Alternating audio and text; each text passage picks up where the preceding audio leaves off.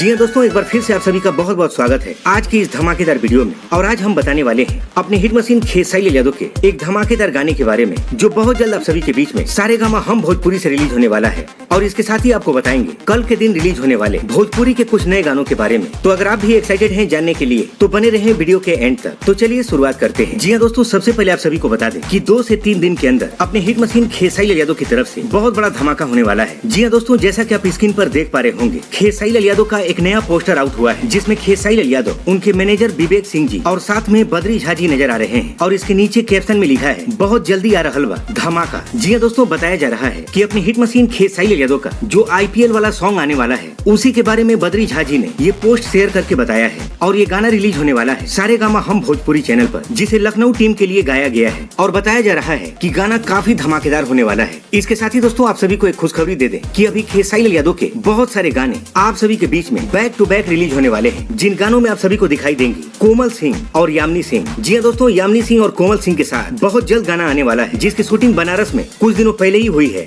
इसके साथ ही आप सभी को बता दें कि जी म्यूजिक भोजपुरी चैनल पर अक्षरा सिंह का एक बहुत ही शानदार गाना आ रहा है कल के दिन, जो कि एक सैड सॉन्ग है। और गाने के बोल हैं बदनाम कर रहे हो, जिसे गाया है अक्षरा सिंह ने। और गाने के बोल लिखे हैं संतोष राजा, म्यूजिक रोशन सिंह का होने वाला है। इसके साथ ही गुंजन सिंह का एक गाना रिलीज किया जाएगा 18 अप्रैल को सुबह 6:15 पर। और गाने के बोल हैं बेटी ससुराल जई है, जिस गाने को गाया है गुंजन सिंह ने। और इस गाने में आप सभी को दिखाई देंगी शिल्पी राघवानी। इसके साथ ही शिल्पी राज का भी एक गाना कल के दिन यानी 18 अप्रैल को सुबह 6:45 पर आ रहा है, जो काफी ब्लास्ट सॉन्ग है। और गाने का टाइटल है पौआ के छागल, जिसे गाया है रितेश पांडे और शिल्पी राज ने। और इसे रिलीज किया जाएगा सुगंधा म्यूजिक के ऑफिशियल यूट्यूब चैनल पर। इसके साथ ही आपको बता दें कि कल के दिन सुजय म्यूजिक वर्ल्ड चैनल से सिंगर शिवानी सिंह का एक बहुत ही शानदार गाना रिलीज होगा। और गाने के बोल है पिया लवंडा नचावे से, जिसे गाया है शिवानी सिंह ने। तो फिलहाल के लिए दोस्तों बस इतना ही। मिलते हैं एक और धमाकेदार अपडेट के साथ अगली वीडियो में। तब तक के लिए जय हिंद, जय भारत।